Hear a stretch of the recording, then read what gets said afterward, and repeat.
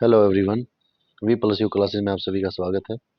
I hope आप सभी अपनी तैयारी अच्छे से कर रहे होंगे और अपने एग्ज़ाम के प्रति डेडिकेटेड होकर लगे रहिए, क्योंकि जो बच्चा बीच में तैयारी छोड़ देता है यह सोचता है कि एग्ज़ाम नियर बाय आने के बाद, एडमिट कार्ड निकलने के बाद या फॉर्म फिल करने के बाद किताब उठाएंगे, तो वो फिर किताब भी उठाते रह जाते हैं।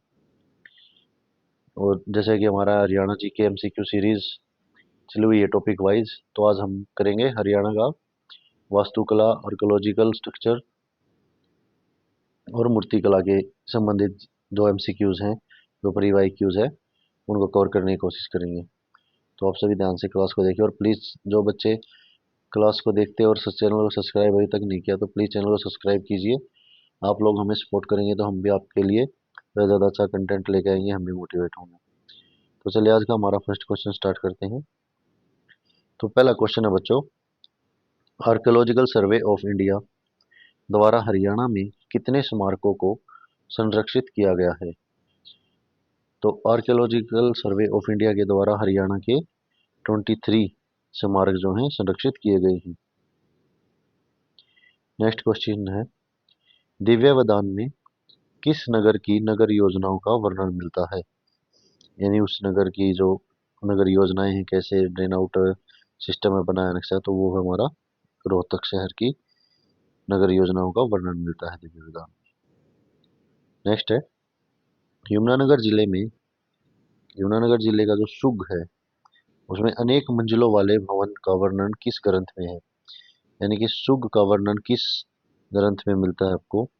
तो वो महाभाष्य में आपको देखने को मिलता है। नेक्स्ट है, नर नारायण गुफा कहाँ स्थित है? तो नर नारायण गुफा जो है बच्चों वो यमुनानगर में स्थित है। नेक्स्ट है, प्राचीन शास्त्रों में हरियाणा में कितने दुर्गों का वर्णन मिलता है? तो प्राचीन शास्त्रों में हरियाणा में 10 दुर्गों का वर्णन मिलता है। दुर्ग या किले, कर्ण का किला कहाँ पर है? तो कर्ण का किला थानेश्वर में। नेक्स्ट है, सोहना का किला कहाँ स्थित है? सोहना का किला है गुरुग्राम में स्थित है। नेक्स्ट है, पूर्व मध्य काल में भारत का सर्वश्रेष्ठ दुर्ग किसे माना जाता था? तो कौन सा दुर्ग होता था वो? झांसी का दुर्ग। नेक्स्ट है बच्चों, चनेटी का स्तूप हरियाणा के किस जिले में स्थित है? तो चनेटी का स्तूप जो है वो हरियाणा के यमुनानगर जिले में स्थित है। नेक्स्ट क्वेश्चन है, मौर्य शासक अशोक द्वारा थानेसर में एक स्तूप बनवाया गया था जिसकी ऊंचाई डैश थी। तो मौर्य सम्राट जो अशोक थे, तो अशोक द्वारा जो स्तूप बनवाया गया था उसकी ऊंचाई लगभग कितनी थी बच्चों? तो उसकी ऊंचाई लगभग थी 80 मीटर। नेक्स्ट है, हरियाणा में हिंदू मंदिरों में सबसे प्राचीन मंदिर कौन सा था? तो हरियाणा में हिंदू मंदिर में सबसे प्राचीन मंदिर था तो शाम का विष्णु मंदिर। नेक्स्ट है, गोहाना में किले का निर्माण किस राजा ने करवाया था? तो गोहाना में किले का निर्माण करवाया था पृथ्वीराज चौहान ने। नेक्स्ट है, फिरोज शाह तुगलक का महल कहाँ स्थित है? तो फिरोज शाह तुगलक का महल जो है फतेहाबाद में स्थित है। नेक्स्ट क्वेश्चन है, गुजरी महल का निर्माण किसने कराया था? तो गुजरी महल का निर्माण जो है वो फिरोज शाह ने करवाया था। नेक्स्ट है, जल महल का निर्माण किसने करवाया था? तो जल महल जो है वो शाह कुली खां द्वारा बनवाया गया था। नेक्स्ट क्वेश्चन है, बुढ़िया का रंग महल अवस्थित है? तो बुढ़िया का रंग महल है वो अंबाला में है। नेक्स्ट है, फरुखनगर के शीश महल का निर्माता कौन था? तो फरुखनगर के जो शीश महल का निर्माता है वो फौजदार खां थे। नेक्स्ट क्वेश्चन है, निम्नलिखित में से कौन सा निर्माण लाल किले की नकल है? तो लाल किले की नकल कौन सा है? शीश महल है। नेक्स्ट है, किस जिले में मुगल वंश के शासक रजिया सुल्तान का गुंबद है। तो रजिया सुल्तान का गुंबद कहाँ है? कैथल में। नेक्स्ट है, हांसी में स्थित अलीगढ़ का किला जो 12वीं सदी में बनाया गया था को डैश भी कहते हैं। तो उसे तलवारों का किला भी कहते हैं। नेक्स्ट है, निम्नलिखित में से किसका निर्माण बलबन द्वारा करवाया गया था? तो बलबन ने करवाया था गोपालगिरी का दुर्ग का निर्माण। नेक्स्ट क्वेश्चन है बच्चों, कन्नौज का किला किस नगर में स्थित है? तो कन्नौज का किला जो है महेंद्रगढ़ डिस्ट्रिक्ट में स्थित है। नेक्स्ट है, मंदिर निर्माण की दृष्टि से महत्वपूर्ण काल था। तो मंदिर निर्माण यानी जिसमें सबसे ज्यादा मंदिर निर्माण हुए तो वो कौन से काल में हुए थे? तो हुए थे 8वीं से 11वीं शताब्दी में। नेक्स्ट क्वेश्चन है, पेहवा शिलालेख से किस देवता के अनेक मंदिरों का विवरण मिलता है? तो पेहवा में जो शिलालेख प्राप्त हुआ उसमें से किसके मिलते हैं? तो वो भगवान विष्णु के मंदिरों का विवरण मिलता है। नेक्स्ट है, लाट की मस्जिद कहाँ स्थित है? तो लाट की मस्जिद स्थित है बच्चों हिसार में। नेक्स्ट क्वेश्चन है, दरगाह चार कुतुब कहाँ स्थित है? तो दरगाह चार कुतुब है झांसी में।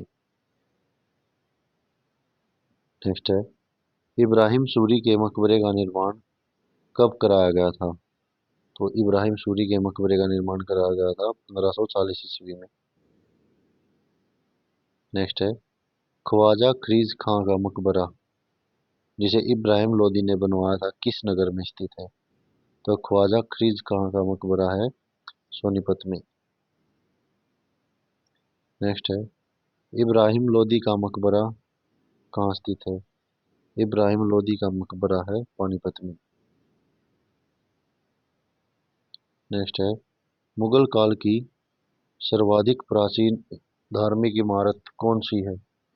तो मुगल काल की सबसे प्राचीन इमारत है काबुली बाग मस्जिद। नेक्स्ट है, काबुली बाग मस्जिद का निर्माण किस मुगल शासक ने करवाया था? तो काबुली बाग मस्जिद थी उसका निर्माण करवाया था बाबर ने। नेक्स्ट है, सूफी संत शेख चिल्ली का मकबरा कहाँ पर स्थित है? तो शेख चिल्ली का मकबरा है थानेसर में। नेक्स्ट है, हरियाणा में किस मकबरे को हरियाणा का ताजमहल कहा जाता है? तो हरियाणा के शेख चिल्ली के मकबरे को हरियाणा का ताजमहल कहा जाता है। नेक्स्ट है, पुरातात्विक भूमि का एवं अवशिष्ट अधिनियम 1958 के अंतर्गत किसे राष्ट्रीय धरोहर घोषित किया गया है? तो शेख चिल्ली के मकबरे का जो है राष्ट्रीय धरोहर घोषित किया गया है। नेक्स्ट है, कोस मीनार किसके द्वारा बनाई गई थी? तो कोस मीनार बनवाई गई थी बच्चों शेरशाह सूरी के द्वारा। नेक्स्ट है, ऐतिहासिक चौबीसी चबूतरा किस स्थान पर है? तो ऐतिहासिक चौबीसी चबूतरा है महम में। नेक्स्ट है, शेख तैयब की गुंबद कहाँ स्थित है? तो शेख तैयब की गुंबद जो है वो है कैथल में स्थित है। नेक्स्ट है, हरियाणा में आधुनिक एवं पूर्व नियोजित ढंग से बनाया गया पहला नगर था। तो वो था करनाल। नेक्स्ट है, चंडीगढ़ उच्च न्यायालय के भवन का डिजाइन किसने तैयार किया था? तो चंडीगढ़ पूरा चंडीगढ़ भी उसी ने डिजाइन किया था। चंडीगढ़ उच्च न्यायालय तो वो खुद ही करे तो ली कार्बूजियर।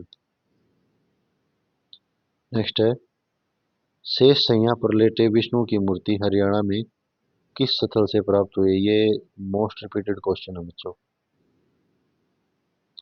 तो शेष शैया पर लेटे भगवान विष्णु की मूर्ति जो है वो प्राप्त हुई है फाजिलपुर सोनीपत से। नेक्स्ट है, किस काल की प्रतिहारकालीन मूर्तियां अत्यंत आकर्षक व कला युक्त हैं? तो गुप्तोत्तर काल की जो गुप्त काल था उसकी जो मूर्तियां थी वो अत्यंत आकर्षक और कलायुक्त थी। मूर्ति काल के कार्य में कमी किस काल में हुई थी? तो मूर्ति काल के कार्य में कमी आई थी मध्यकाल में। नेक्स्ट है, बलराम की मूर्ति हरियाणा के किस स्थान से प्राप्त हुई है? बलराम की मूर्ति प्राप्त हुई है रोहतक से। नेक्स्ट है, हांसी एवं रानिया से किसकी मूर्ति मिली है? तो हांसी और रानिया से मिली है जैन मूर्तियां। नेक्स्ट है, हरियाणा में सेंधमाल कालीन चित्र वस्तुएं कहाँ प्राप्त हुई है? तो यह प्राप्त हुई हैं मिथातल और बनावली से। नेक्स्ट है, वैदिककालीन चित्रकला में किसका अभाव मिलता है? तो वैदिक कालीन जो चित्रकला थी उसमें किस चीज का अभाव मिलता है? उसमें भावों का अभाव मिलता है। नेक्स्ट है, किस लेख ने हर्ष के राजभवन में बने भित्ति चित्रों का वर्णन दिया है? तो जो बाण भट्ट के लेख थे, तो लेखक थे, उन्होंने हर्ष के राजभवन में बने भित्ति चित्रों का वर्णन दिया है। नेक्स्ट है, हरियाणा में किस काल में चित्रकला का विकास अल्प रूप में हुआ? तो अल्प रूप में हुआ था मध्यकाल में। नेक्स्ट है, हरियाणा में रेवाड़ी के रावों के आश्रय में चित्रकला का विकास कब हुआ था?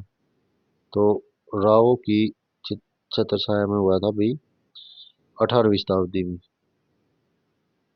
नेक्स्ट क्वेश्चन आपका, रेवाड़ी में किस देवता तथा उनके कार्यों से संबंधित चित्र बनाए गए हैं?